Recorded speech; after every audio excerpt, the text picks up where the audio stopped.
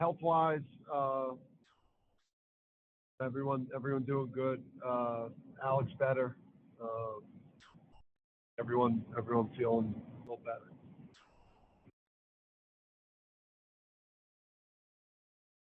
Jump right in with Adam. You're still muted, Adam. Dan, the most important news is that Pearl Jam is touring this summer, so you can see them after the NCAA tournament. Let's go. Let's go. We played in Seattle. When we played in Seattle, I was listening to all my 80 90s grunge. There you go, man. You'll be at those shows having a good time. On Saturday, NCAA is going to announce the projected top 16 seeds for the tournament. Do you care about that at all? Do you think you guys should be the number one on Saturday? No, I don't care. And I think even last year when they did it,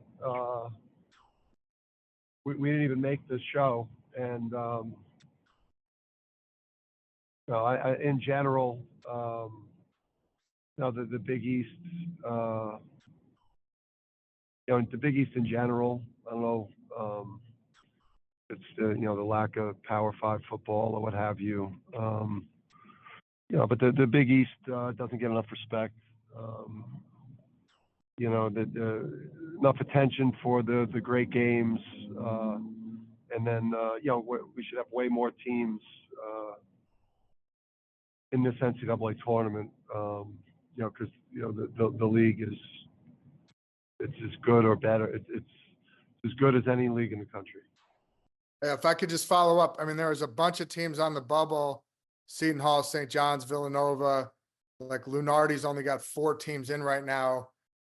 Do you think those teams all, kind of deserve to be in now, or they have work to do? Yeah, I mean, I don't know the ins and outs. I don't know the ins and outs of everyone's resume. But I'll say this: those games were tougher games for us than anything we played in the non-conference, with the exception of the road game at Kansas. So and we played some really good non-conference games. But if Seton Hall, Marquette is Marquette's a national championship caliber team this year. People think we are, and Seton Hall's beaten both us and them. So if the tournament's about who can you beat, yeah.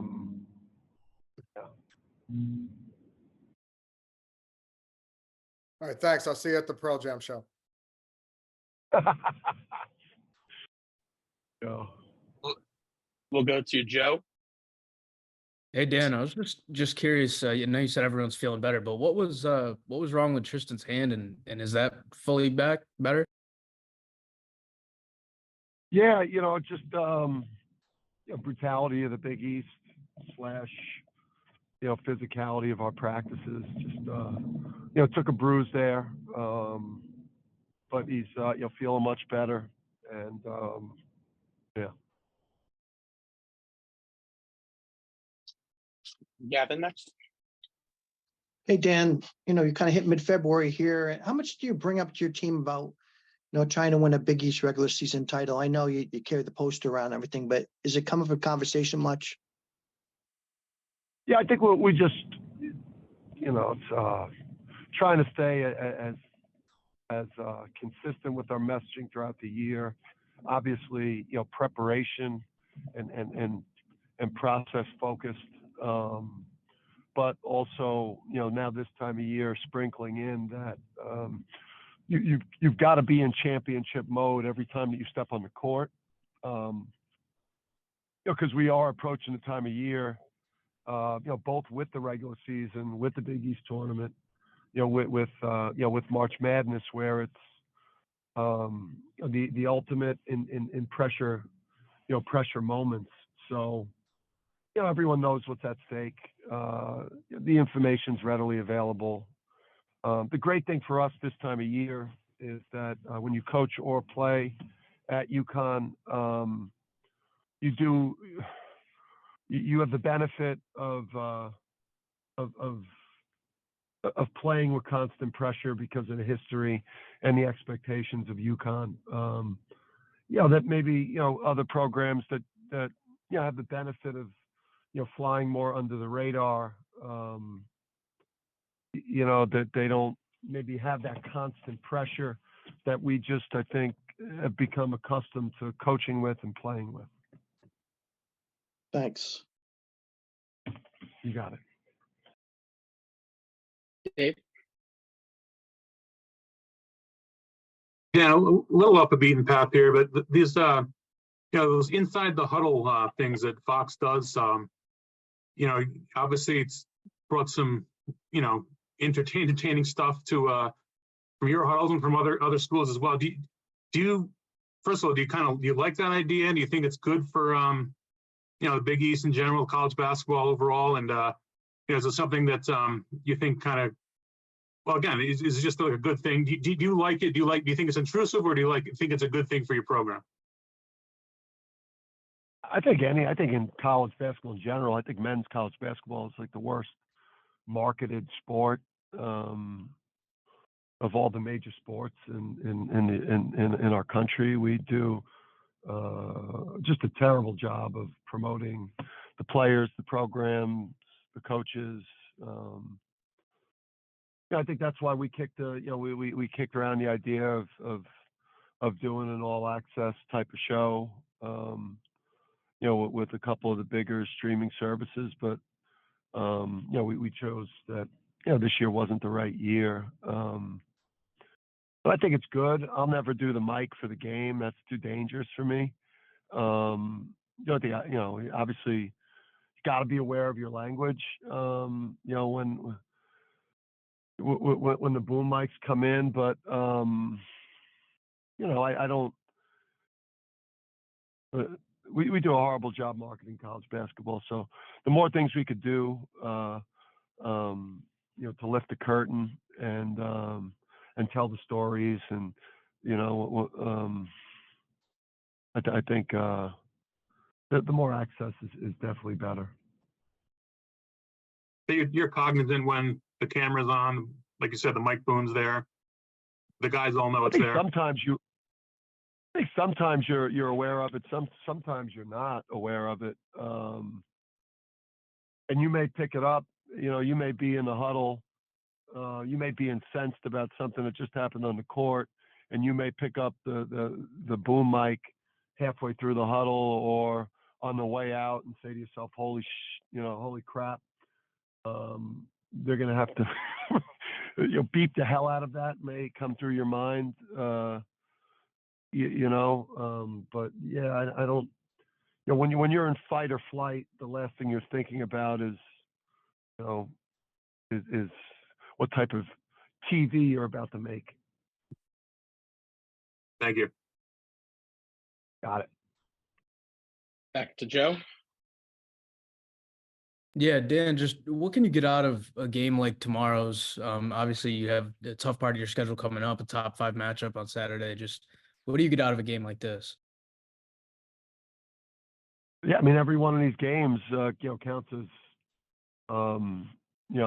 counts the same in the Big East. Luke's been preaching that to the group. We didn't play well the first time that we played DePaul. We're coming off of a lackluster second half performance. The benefit is, for us is, this type of year you have to be playing, championship worthy basketball if you want to, pursue championships at this point. So there's a ton to gain by winning and playing to the standard. And we look around college basketball and see, just teams in general, struggling on the road or in conference games, period. So, it's a chance to get another road win. Thank you. And we'll wrap it up with Gavin. Dan, you've kind of talked before when you're in these games for kind of heavy favorite that it kind of makes you uneasy a little bit. You'd rather play like a top 5 matchup on Saturday. Why is it that these games make you a little uneasy more than the other games?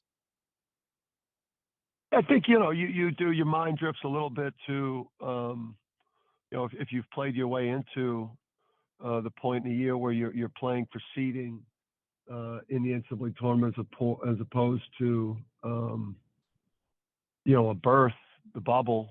I think, playing those big high level games, is not going to affect your seeding a great deal if you're unsuccessful. Whereas these types of games, quad 3, quad 4 road games are they're brutal games to play because they're losable games. And they could potentially wreck months of great work. So, and then the human nature piece with your team and with young people, especially when you've been doing, when it's been so long since you've lost a game, just really trying to hammer that home to our players. If we stray from what we do, if we get away from our identity, we're as vulnerable as any team in the country.